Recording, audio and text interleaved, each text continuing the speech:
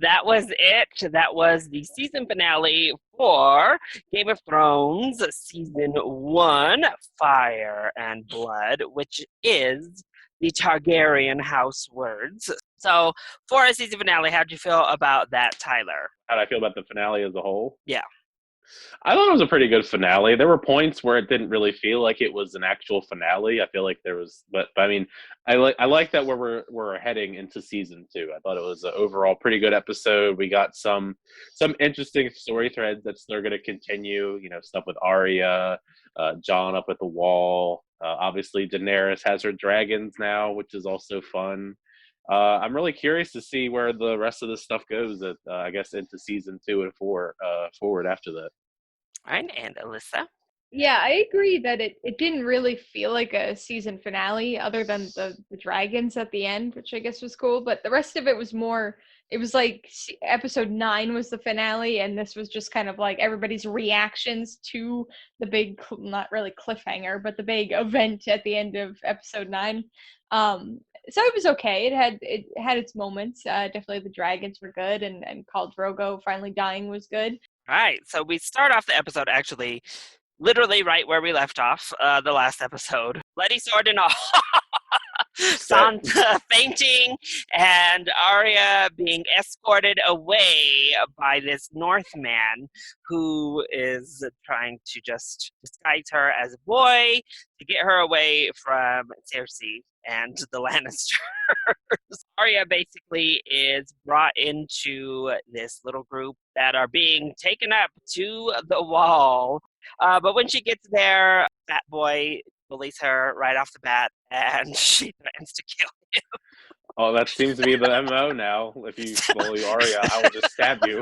So she didn't lie though. She had already killed one little fat boy already, so you better watch out.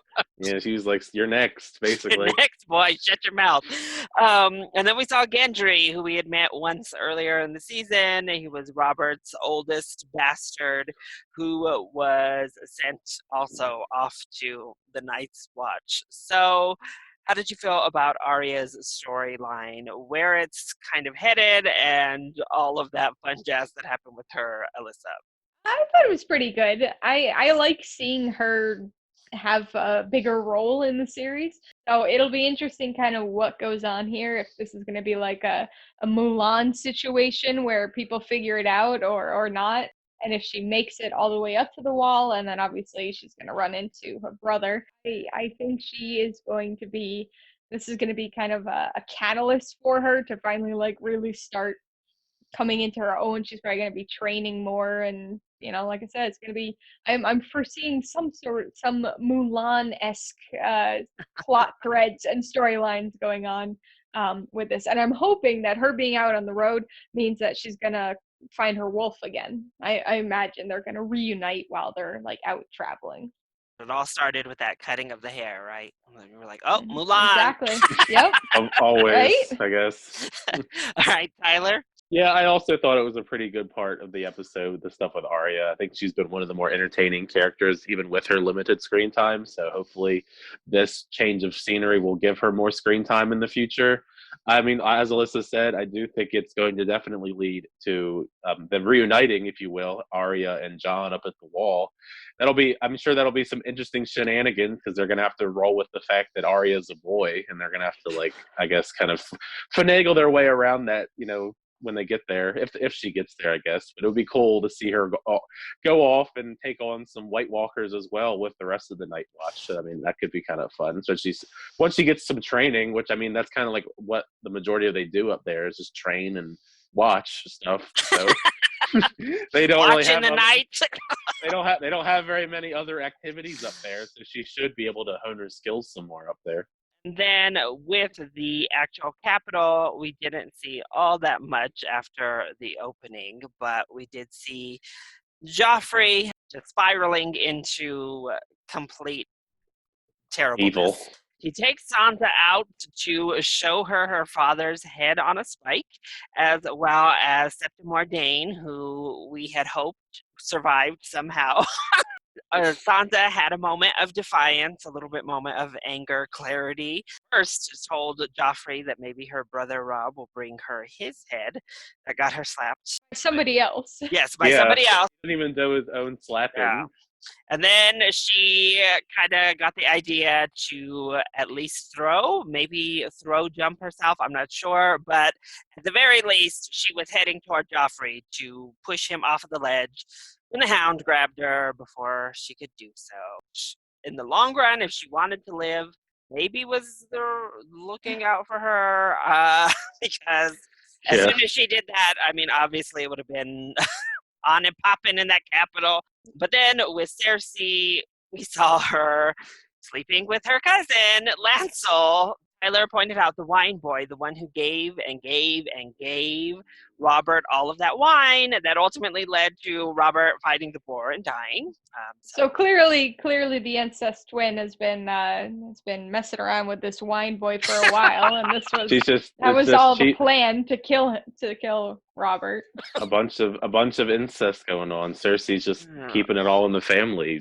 Jaime, him. I would say Jaime's not around, so you gotta get your other side piece from your family. I mean, let's hope it sticks with brothers and cousins and doesn't get down to Joffrey. I mean, you never know. It wouldn't surprise me, honestly, with this show, but like you never know, honestly. Yeah. So she got the letter that Jaime was captive. That's why she kind of dismissed him, told him to get away. So how did you feel about everything that happened with Joffrey, Cersei, and Sansa, Tyler? I mean, it seems like right up the alley when it comes to Sansa so far. She doesn't really seem to be the best character, I guess is the nicest way I could put it. She seems to be very meek and kind of just a pushover at this point, and clearly showing that in this very much so with Joffrey and their interactions, because she's still sticking by him, even though she was a little bit of defiance, and then it didn't work out all that well. Joffrey is still a very terrible character, very terrible person. You know, all of his things. Even before he was king, he was a terrible person. Now it's just amplified now that he's a king and doing horrible stuff. Like with that guy with the guy that was playing the music. Like there was just unnecessarily vile things. Anything he can do as a king. So I hope he dies a very painful, slow death eventually. Hopefully sooner rather than later. And the Cersei stuff was quite odd. I mean, not out of the ordinary for her character, I must say, but still odd nonetheless. As we just spoke about, hopefully it doesn't get to the point where she moves on to Joffrey as well, but you never know. All right, Alyssa. Yeah, I foresee the Joffrey Cersei thing coming up at some point, unfortunately. Like this is a really screwed up show. Just so I'm waiting for Cersei to keep on going. Clearly it's gonna happen. One of them dies before it does, or both, preferably. It won't, and they will. But Joffrey, man, like Tyler was saying, like I hated Joffrey before he was king. I know he just got this like smarmy look on his face all the time, and he's always like sideways on his throne, and he's like cutting people's tongues off. Obviously he was a jerk for showing Sansa her father's head, but Sansa. So I'm not gonna be as nice as Tyler was. Sansa's a terrible character. Like maybe she gets better later on, but this first season she is one of the worst characters, easily. Like I don't hate her in the same way I hate Joffrey, but I hate her almost as much. Like she is just like she's such a boring, dull, pushover character. Like Tyler was saying, she's so meek. She's just a useless character, and like I don't like her, and I don't want to see any more of her. But I'm sure I'm gonna be stuck with her for a while. She got that epic fainting in the beginning of the episode. I know it's like come on. Whereas like Arya's like and like like Sansa should be a warrior next. Well, then we saw up way north, Jon tried to leave the Night's Watch to go join Robb. So as him and Ghost were out on the road, good old Pip, Bren, and Samwell chased him down and shamed him into coming back. Yeah, gave him the oath and everything, right? Yeah, gave him the oath after Samwell got smashed off his horse by the branch. That was hilarious. It was like Hocus Pocus or something, like pulling back the branch. That was the one thing Jon felt kind of bad. Had to make sure Samwell didn't hurt himself. And then once up there, our father, Lord Commander Mormont, basically was like, I knew you left, John. I know that people do crazy crap all the time. I'm not going to kill you. But we have to go fight the White Walkers and see what these wildlings are up to, because they're starting to converge up into little, like, army groups above the wall. So basically, are you in or are you out? Are you going to try to leave again and should we just kill you? Or are you going to come with us and fight whatever lays above there? A And proposition. John says, fine, like basically, okay, maybe you're right. I don't know. I'll go above the wall with y'all. So This is such a fun proposition. You can either die now or you can come with us and maybe die up there with us. yeah, be a deserter and die, or go north of the wall and potentially die in a crazy circumstance. Die with honor. How did you feel about John and Samwell and the commander, and then where all of the wall ended up by the end of the episode, Alyssa? I mean, it's the wall, so it's boring. Like, John should have just gone. Ghost was so happy to be finally running so away happy. from that damn wall. He's like, I'm free. He should have just gone. He shouldn't have cared about Sam. Well, like, it's just like, knock him down with the horse. Let him knock himself out with the tree branch. Just go. Keep running. Like, how did he possibly catch up? Like, Samwell was like on the ground, like, oh, like I almost got run over by a horse, and now he's like right behind him. Like, something's amiss there. He should have just gone. But at least this way, I might be able to get to see Ghost ride the elevator up to the top of the wall when they go over. There's still a chance. That's my only hope. That's my only prediction. Ghost in the elevator. Like Tyler pointed out, now we're sticking with the wall, going north to a much more dangerous place. Maybe Samwell will be put into more danger for you, Alyssa. Yeah, hopefully for your sake. I hope.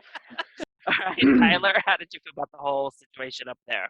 I guess reiterate some of what Alyssa said. I do think it would have been more interesting if he had left to go try and help Robb and all them, especially after finding out that his father died. But I guess I can understand why he wouldn't want to desert all of those people. Samwell and all them convinced them, and I guess they're going to go fight some White Walkers, which should be very fun, especially if before they leave, all of those new people come, and then Arya gets to go, and all them. So at least they'll have that fun element where they all get to go deal with wildlings and White Walkers. So as far as the Night's Watch and all them, it could be intriguing to see what they do. I think John's at least showing a little bit more of his character now. There hasn't been too much so far with him this season, but it seems like we're getting at least a little bit of character development with him and Samwell, who I hope lives for a very long time. Moving on to John's halfkin, we have Robb and Catelyn, who we start the episode off seeing. Obviously, they were alerted of the news that Ned had died. Obviously upset. Robb ruined his sword, and Catelyn was like, as soon as we get your sisters back, we're going to kill them all. And in the process, we once again are reminded that both Stannis Baratheon and Renly Baratheon are like mounting and calling themselves the true kings, and they're kind of discussing who they should go with. A lot of the people think Renly because he has a bigger army, but ultimately they say, hell with all of that. We're not going to pledge allegiance to either of those Baratheons. We're not going to pledge our allegiance to Joffrey for certain. So screw it. Robb, we're following you. You are now the king of the north. Yay, Robb gets to be a king. And then the only other interesting thing with that family was that Bran and Rickon both had a dream the night their father was killed before they actually found out, and they both saw Ned Stark in the crypt. So they both went down there the next day before finding out. We saw Rickon's wolf for the first time since he was a little tiny puppy. Shaggy dog. But he also attacks little Osha and Bran when they're roaming around. Yeah, no hesitation. So, yeah, how did you feel about Robb and Catelyn, and I guess what that might mean that both Bran and Rickon had that dream about their father, Alyssa? Well, Robb and Catelyn, like, it was funny that I said, like, he's gonna ruin his sword right before she said it, because it's like, it's so stupid. Like, yeah, let's just like destroy your sword on a tree. That's smart. But I don't know. Like, he's definitely, I don't think he deserves to be king of the North. Like, he's done nothing. Like, I mean, okay, yeah, he was a little strategic. He caught incest twin, but like, he didn't really do much of anything. So I don't want them to follow the other people either. But Robb doesn't deserve to be king. I don't think he's gonna do well. Catelyn, she should have beat the crap out of incest twin. Like, one rock hit was not enough. With the little ones, Rickon. I can't Rickon. Rickon. I knew I was gonna mess it up because I called him Ricker for For so long. long. Rickon, who apparently still exists. He was real. It wasn't all a dream. He was in that part of it dungeon was the a whole dream. time. Yeah, I know. I don't know. I still like him. Like, I like him better than Bran Muffin. And like we said, his wolf looks pretty cool. And I don't know. That means probably Rickon probably has the little. If he's dreaming about it too, he probably has the stupid little three-eyed crow as well. And so there's got to be some sort of connection thing. They got, yeah, right. It's like The Shining. He's got the shine. Maybe Rickon is the three-eyed crow. Ooh. Yeah, that'd be fascinating. Yeah, so I don't really have any predictions as to what it means, other than they both. I don't know. Maybe there's just something weird in the water there at Winterfell. All right, Tyler. Can you imagine? Yeah, I mean, that's cool that they want to give the title of King of the North to Robb. I like Robb, and at least in the stuff that we've gotten so far with him, I don't know how far that's going to get him. As far as like if he's going to actually be king, I don't really think he'll actually technically be king. I think he'll kind of just stick with this interim kind of thing, and probably it'll fall off at some point or another. I wish that Jaime had more hits to the face or something while he was pinned up against that pole. Whether it be by Catelyn or Robb or anyone. Really. Just a random guy walking by. Why not? I mean, it'd be like an airplane when they're all coming. They're coming to slap the lady, and they've got like different weapons, like just a little line of them. I wish that if they'd done that, I would have been laughing. I mean, that would have been so satisfying. I hope that Jaime's held captive for a very long time. And as far as Bran and Rickon, I don't know. I mean, obviously, I think Bran has some sort of special ability, as he's been, he's seen those three-eye ravens like so often, and it's now called that head trauma, Tyler. Yeah, that's true. But it's a concussion. But I figure if Rickon's seeing them too, there's some sort of link that's not just through head trauma. So maybe they have some sort of shared gift because they're like the younger ones. Maybe they get that's their special abilities. They have some sort of connection. Hopefully we'll end up seeing more of Shaggy Dog and Rickon in the future, just because, I mean, we haven't seen too much. So I guess by default, if you see him a little bit more, it'll be about the same as we've seen so far. I think we saw him for twice as long this episode than we have the entirety of the rest of the season. So yeah, I don't think they've done more than 2 wolves an episode. So it's like, why can't we just budget thing? I think so. Well, we saw all of them in that. We saw them all episode. Little babies, and that's probably because they could just get actual puppies, so they didn't have to CGI. They were little real puppies. Summer's just been like chilling since he went ham at the beginning of the season, like ripping that guy's neck out. Yeah, it's like we haven't really seen much of him. Arya's wolf is just having his own adventure somewhere. Nymeria's just roaming the woods. See, that's the Game of Thrones spinoff we need. We just need to know what Nymeria's been doing for this whole season. Side quest, kind of like a solo Star Wars story, kind of, but with Nymeria. Nymeria, a Game of Thrones story, a dire wolf story. Well, then we saw Tywin and Tyrion for just a moment, and Tyrion obviously was talking the most sense, as these people were like, "Oh, we just want peace," and they're like, "Well, Joffrey just effed up any opportunity at peace when he beheaded Ned Stark." Peace is not an option anymore. That led Tywin to talk with Tyrion, and he is going to send him to King's Landing to serve as Hand of the King, telling him to rein Joffrey in and his mother too if he needs to.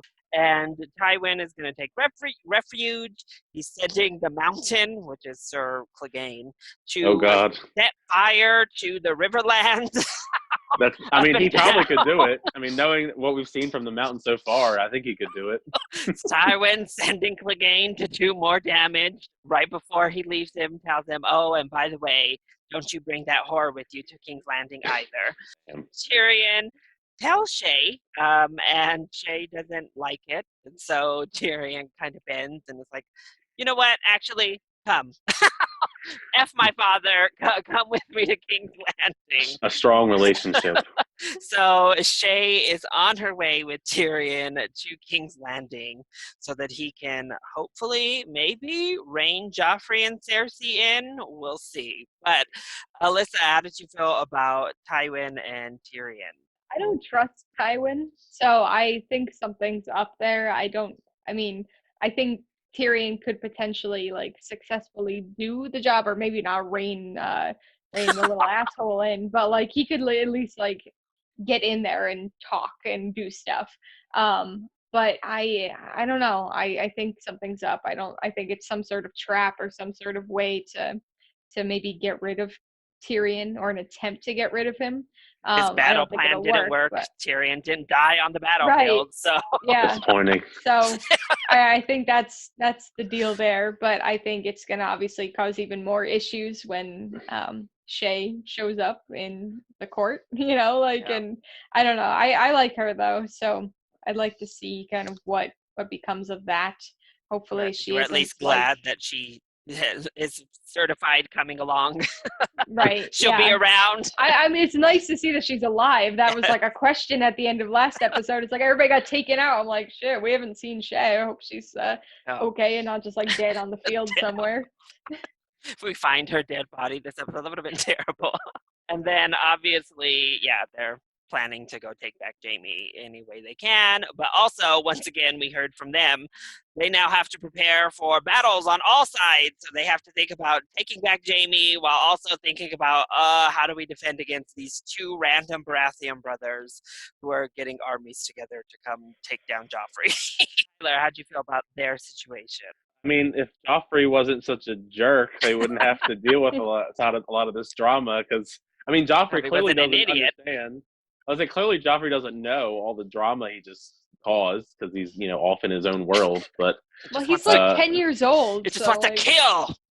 well, that too. He's young and dumb and immature, but he also just has no idea what he's doing. So he's just he has no idea of how to be diplomatic. So him being a king, as ridiculous as it is, And Cersei clearly is hopefully not doing a good job of like steering him. So well, she's too busy.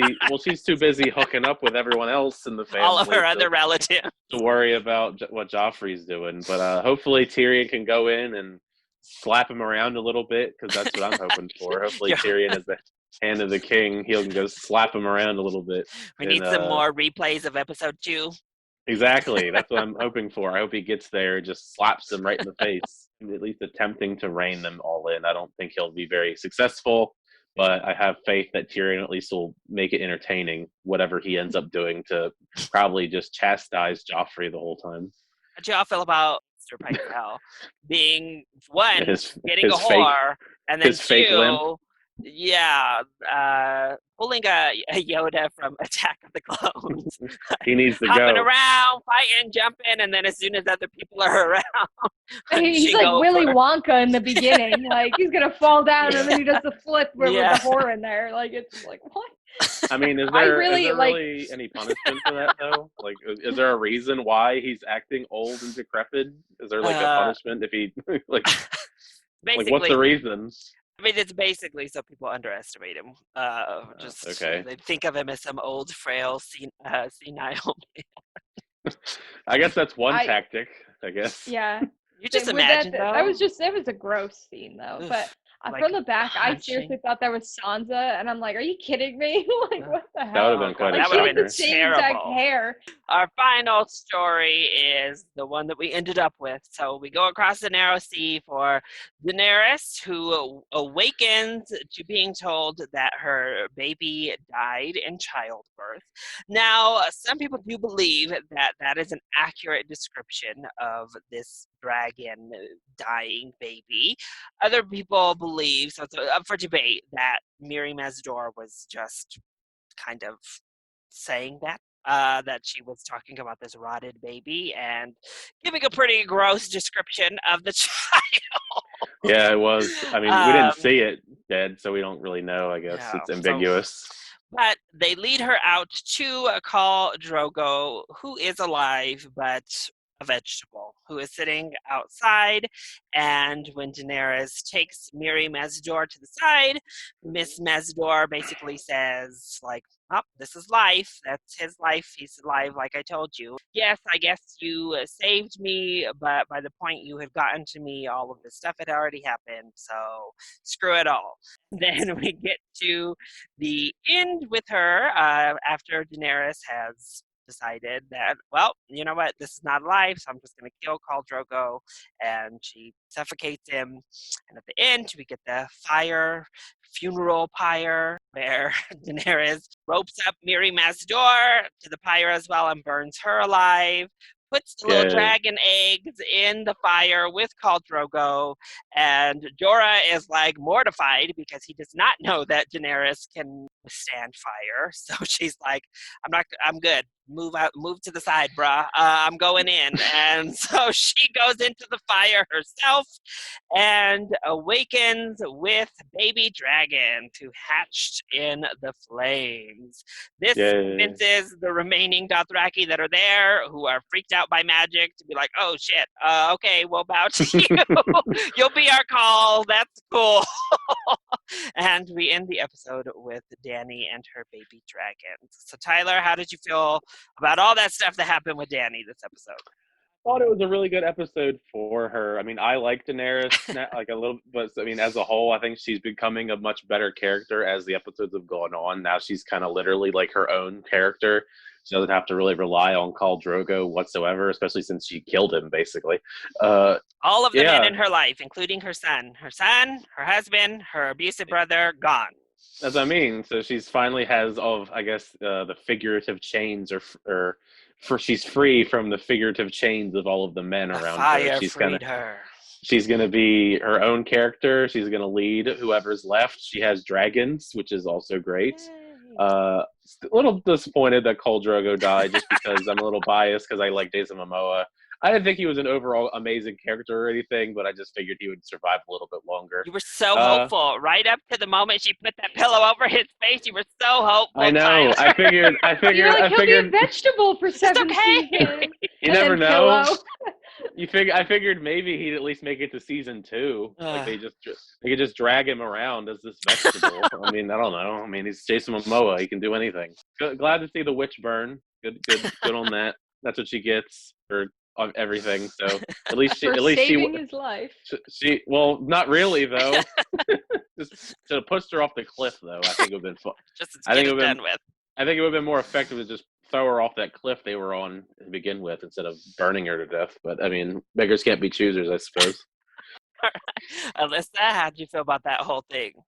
So, to an extent, I like Dany in this episode because I like seeing, like Tyler was saying, like seeing her kind of become her own character and be this stronger character. Because that's been the thing that's bothered me about her since the beginning. First, it was her brother, then it was Khal Drogo. It was just like a bunch of annoying men that she was just like, for whatever reason, bound to. So it's nice to see her free from that. But she had like this really weird, unwarranted, vengeful thing to her this episode with Miri, the witch, right? And it's like what else? What's the alternative? Like, he was going to die anyway. He was dying from infection. She saved him. Like, it's the monkey's paw. I mean, like, you asked her to save him, so she did. Like, you didn't say, like, I want him to be this strong stallion that's gonna mount shit. Like, you just said save his life, and that's what she did. So that was kind of annoying because I feel like the witch lady didn't really deserve to die. I don't care that she died. Like, she wasn't an interesting character to me. But she was mean. She was mean after the fact. She didn't deserve it though. But I'm glad. This is gonna sound messed up, but I'm glad the baby's out of the picture here. Because like that would have it just wouldn't have worked. Like, it would have just been crappy. Like, she's got dragons. Like, you can't have a baby dragging around with that. They could grow up together. So I mean, I thought the baby was going to die in last episode. I thought the baby was going to be sacrificed rather than the horse. And maybe in the end it was. If we don't know, if everything's vague, right? That there's debate about what happened. Yeah. So maybe the baby actually was sacrificed. Well, we can't ask her. We can't ask her now. She's burnt. Right, because that was part of what That's what part of Daenerys said to her was like, you knew the actual cost and you didn't tell me. Like, it's just that my baby was the actual cost. You brought in the horse. So I don't know. Danny felt Well, lied to. Yeah, well, I mean, good. I saw it coming. Why? I don't know how she didn't. She was Burned to Khaleesi. death. But so I didn't really care that the witch died, but it was kind of an interesting burning. Like I don't know if I would be a singer while burning, but maybe. Obviously, Daenerys needs some fireproof clothes. I think we need Edna Mode to come in here and design her suit, so she No can withstand capes. the fire. Yeah, no capes. No capes. Especially with these dragons, you don't want capes. No capes. But I'm glad that we finally got the baby dragons. That's like the dragons and the wolves are like the thing that's like keeping me going with the show. So like, and Alyssa Arya, is here for and the so, Alyssa's, so I'm Alyssa's like, there's here for the dragons. monsters only. I hope they don't get stupid names. I'm sure they're gonna, but I can't wait to see them. I'm glad to hear that they're actually going to age at a reasonable rate. So we get to see them as babies for a while, which is gonna be nice. I imagine I'm gonna like baby and like toddler dragons more than the adult dragons. But now she's got dragons, so she's going over the narrow sea. So I will say, after getting through the first book, I think that this storyline with Miri Mazdor was the storyline they most didn't quite do justice to how the books go. So I think the show is more favorable to Daenerys because Miri does like she basically comes in, she does her thing, but she has kind of like a vengeful that little last speech of like, well, now your baby can't burn anything and neither can he, makes it seem like maybe her healing was a complete fake. Maybe she didn't want Khal Drogo to live, so she was like, That's yeah, how I felt. I'll heal She him. just like lobotomized him in there. Yeah. Exactly. and then that speech, but in the books, she gives Khal Drogo like specific instructions of you can't like seed of the poppy or whatever that we heard with Robert. You can't have that. You can't take anything. You have to like feel out this pain, and then it will heal you of your wounds. And Khal Drogo doesn't listen. And so his wound gets worse and worse. It's his fault. So in the books, it's much more clearly Khal Drogo's own fault that he ends up getting to that point of death. At first, I was like complete Team Danny when I watched it, but not complete because I do agree. Like, I mean, it's a little excessive. It's excessive, and I I'm do okay think, with it. yes, those bad things happen to you, but I do think I don't know. She was still the one who tried to save you. You know, like I don't know with the witch. You know, maybe Daenerys got there late, but she tried. She wasn't the one who raped you. She wasn't the one who tried to like bound you up and all this shit. She did what she had the power to do when she saw it.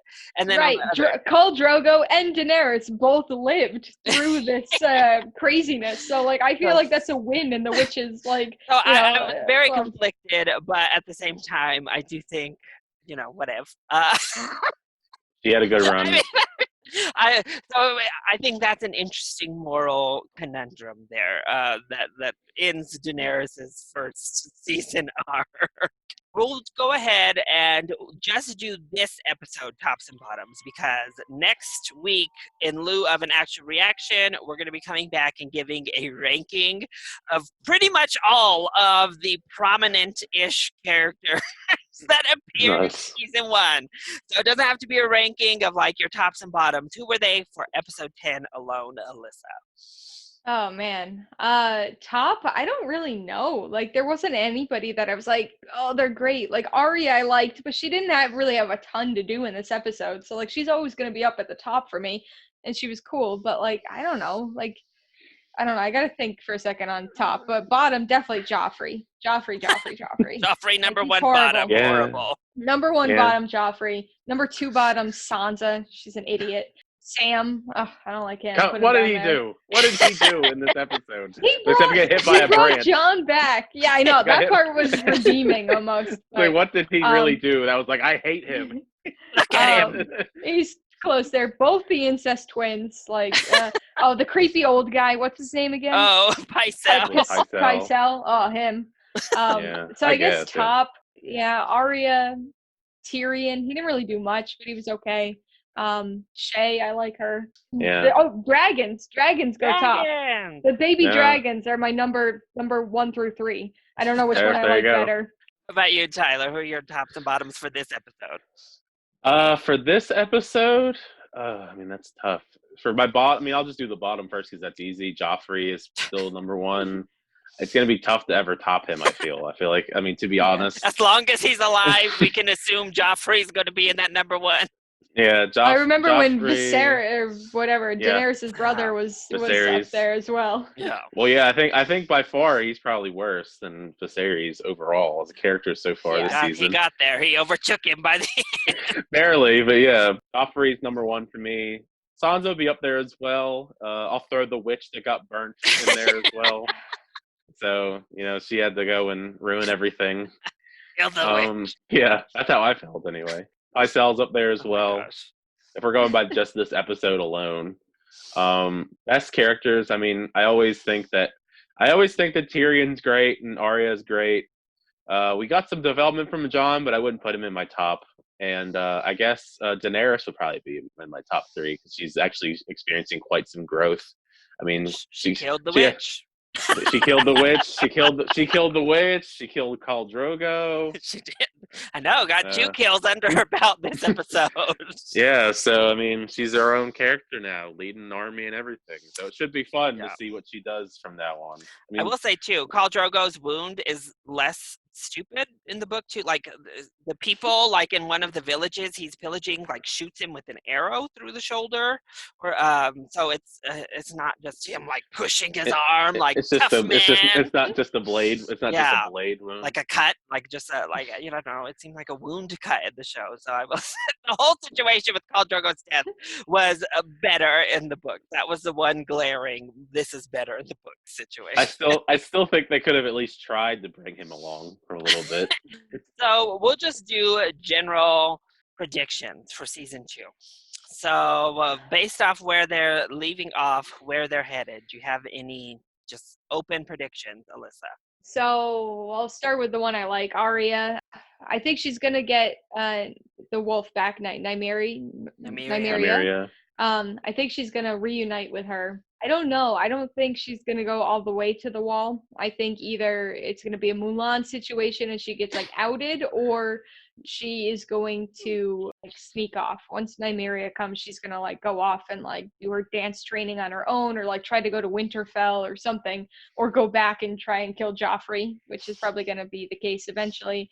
Joffrey, I think, is gonna be this little asshole for a while, unfortunately. Sadly, I agree. Do, unfortunately, the more I think about it, and I don't want to be thinking about it, but the more I think about it, I think Joffrey and Cersei are going to be a thing. So I don't want to think about it, but it's there. I don't. Yeah, I'm like, ugh, get out of my head. Ugh. I think Tyrion is going to introduce some interesting dynamics to this whole situation. I don't know exactly what that's going to be, but I think it's going to make some minor waves in King's Landing. And I don't know, the Robb stuff is just kind of, obviously it's building to a war. There's going to be some clash between Robb and his army and these other, Stannis and whatever, those guys, and then Joffrey's people, or Tywin's, I guess technically, and then then Daenerys with the dragons. Like, I mean, it's going to be like this whole like craziness eventually, but I don't know how soon that's going to be, considering it took 10 episodes to get to where we are now. So it's probably not even going to happen until like season 5, So I don't know. Oh, and the White Walkers and stuff. I think we're gonna get some more zombies up there. It's gonna be some interesting action, I guess, at the wall or above the wall. So I don't know. I hope more people die. And from what I hear about the show, that's gonna happen. I don't know who's gonna die, but I know people are gonna die. I just hope it's not Arya. Yeah. All right, Tyler? I definitely think Arya's going to get more screen time, since she'll probably be a more prominent character if she does get up to the wall and she gets to go interact and fight some White Walkers with Jon and the rest of the Night's Watch. I think that'll be very intriguing if that does end up happening next season. Samwell as well. I hope he gets to get some fun action scenes in season 2 as well. Kills in.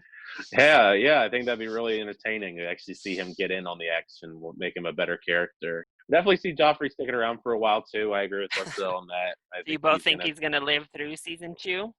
Yeah, at least season 2. I think he's just gonna be one of those characters that you're just supposed to hate for the longest time until potentially he gets his comeuppance eventually, whether it be from Arya, someone else along the line.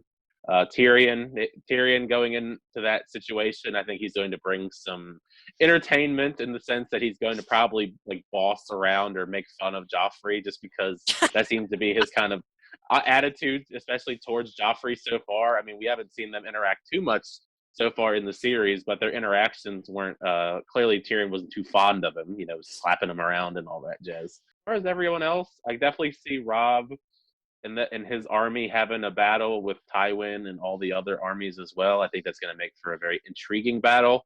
Hopefully, since it'll be season 2, Maybe we'll you'll see actually, it. yeah, hopefully, maybe because the first season was such a hit, I'm assuming they put more money into the show and we'll actually get to see some of these amazing epic battles, but that's just wishful thinking. And as far as Daenerys, now that she has her own army, I guess she's just going to hang out and do whatever because she's got dragons now. So we'll see what cool stuff she'll get up to with the dragons and her army that she's kind of building along the way. Chill out and let them get big. Yeah, I mean, Wait for them gotta to be big prepare. enough to cross the sea. Yeah, I mean that's it gets kind of like a sit and wait kind of approach, right? Build up your army and feed these giant dragons until they become massive. How to Train Your Dragon. Perfect. That was our reaction and then post episode discussion of season 1, episode 10 of Game of Thrones, Fire and Blood.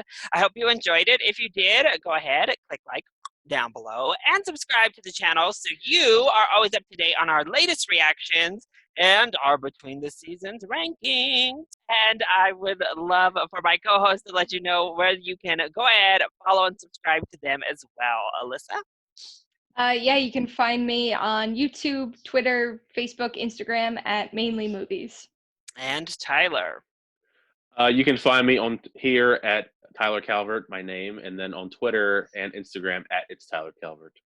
All right. Well, thank you so much for taking this adventure through season 1 with me.